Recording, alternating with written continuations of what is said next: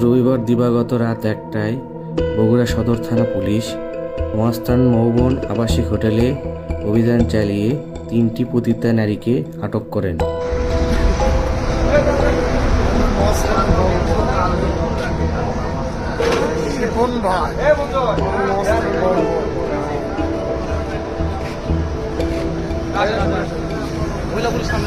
লাগবে